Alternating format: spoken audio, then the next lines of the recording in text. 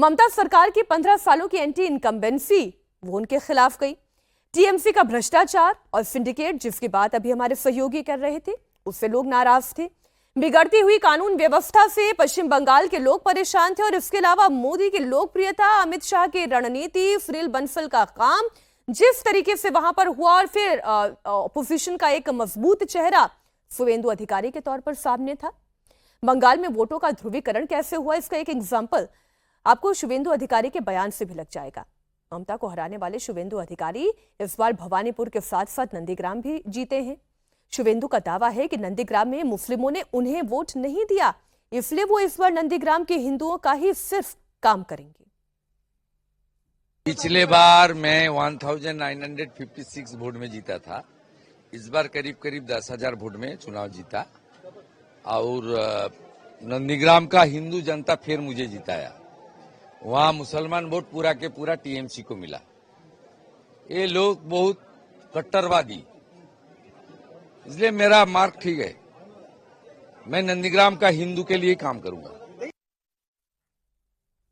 मैं इनके आखिरी बयान से थोड़ा आपत्ति में अपनी दर्ज करती हूं। उन्हें अपने प्रधानमंत्री को देखना चाहिए जो सबका साथ सबका विकास की बात करते हैं, लेकिन उसका जो पहला हिस्सा था जिसमें वो पोलराइजेशन की बात कर रहे हैं, ये पश्चिम बंगाल का पॉलिटिकल ग्रामर बदला कैसे? इसमें केवल हिंदू वोट नहीं है, इसमें वो तमाम टैक्टिक्स से रणनीति है जो बीजेपी ने अपनाई है। देखिए वो सारी चीजें हैं, लेकिन जो एक हर चुनाव में एक सेंट्रल जो होता है नैरेटिव होता है, केंद्रीय मुद्दा होता है और उसके इर्द गिर्द बाकी तमाम चीजों को आप उसके इर्द गिर्द बुनते हैं।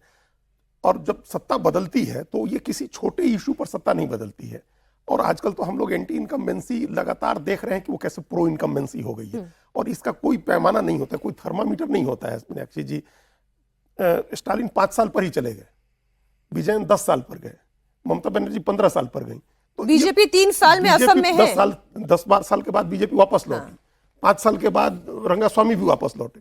तो ये कोई पैमाना नहीं है। योगी आदित्यनाथ 2 बार रिपीट हो गए है और ये कोई पैमाना नहीं है। इसी पश्चिम बंगाल में 2006 का चुनाव जब लेफ्ट लड़ने गया था तो 30 साल की एंटी इनकम्बेंसी थी, इसके बावजूद उनको सबसे ज्यादा सीटें आई 235। तो ये कोई इसका थर्मामीटर नहीं होता कि कितने साल पर कितनी डिग्री बढ़ जाएगी एंटी इनकम्बेंसी की, वो चीजें रहती हैं। लेकिन उसके जब सत्ता परिवर्तन होता है तो कोई ना कोई एक इमोशनल इशू चाहिए होता है जो इलेक्शन को एंकर करता है। तो इलेक्शन को एंकर करने वाला जो इमोशनल इशू था इस बार पश्चिम बंगाल में, वो हिंदू ध्रुवीकरण का था, राष्ट्रीय सुरक्षा का था, घुसपैठ का था। ये तमाम चीजें उसके इर्द गिर्द बुनी गई थी। आपका जब सेंट्रल नैरेटिव चलता है तो आपकी सारी चीजें चलती हैं, फिर आपकी कुछ कमियां भी होती हैं तो वो ढक जाती हैं। ऑर्गेनाइजेशनल स्ट्रेंथ आपका कमजोर है, आपका वोट आधार मान लीजिए बहुत बड़ा नहीं है, आप 70% को टारगेट कर रहे हैं, तमाम चीजें ढक जाती हैं जब आपका एक जो सेंट्रल थीम है, सेंट्रल इशू है, सेंट्रल नैरेटिव है, वो चल रहा है।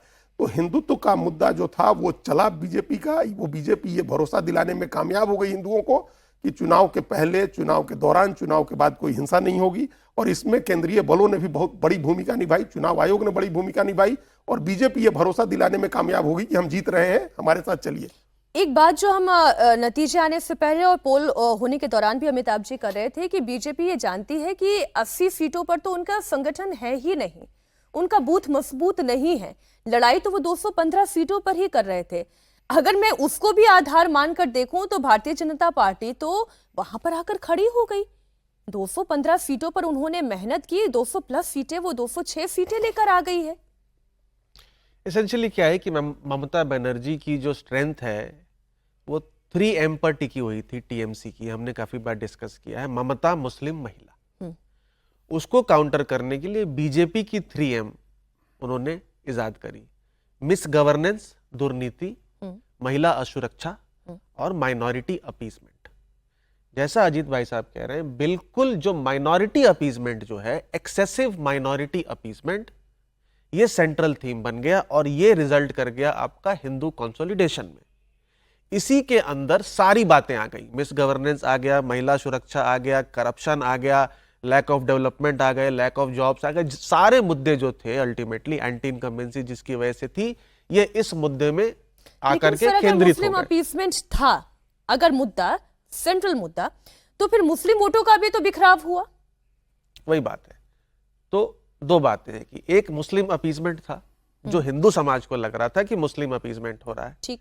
क्योंकि इस बार क्या हुआ कि पहले क्या होता था कि टीएमसी के बड़े लीडर्स के जो हेंचमैन होते थे वो मुस्लिम समाज से आते थे। इस बार कैंडिडेट्स बन गए वो, जो ये जहांगीर फाल्टा, हाँ क्या थे ये भाई साहब, करेक्ट। तो ये ऑफ कोर्स दिख गया लोगों को।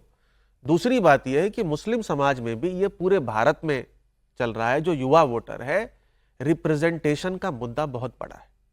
अब 30% आबादी है लगभग मुस्लिम समाज की, लेकिन टिकटें कितनी दी? 47। देनी चाहिए तो 100, है ना। तो इसकी वजह से चाहे हुमायूं कबीर हो, चाहे कांग्रेस हो, चाहे लेफ्ट हो, चाहे एएमआईएम तो जीती नहीं है, इन पार्टीज ने इसके ऊपर घेर लिया ममता बनर्जी को कि ममता बनर्जी की पार्टी में सबसे बड़ा मुस्लिम लीडर कौन है, हम लोग नहीं बता पाएंगे, जो इतना पॉलिटिक्स फॉलो करते हैं, है ही नहीं, करेक्ट। तो उसकी वजह से भी थोड़ा एक डिस्कंटेंट था, और वहां पर एक और मुद्दा हुआ, वक्फ बिल जी इंप्लीमेंट हुआ है वेस्ट बंगाल में। ये कोई नहीं कह रहा है, जहां तक आप एक बार इसको चेक भी करिए, मुझे भी किसी ने कहा है, मुझे भी ये नहीं पता।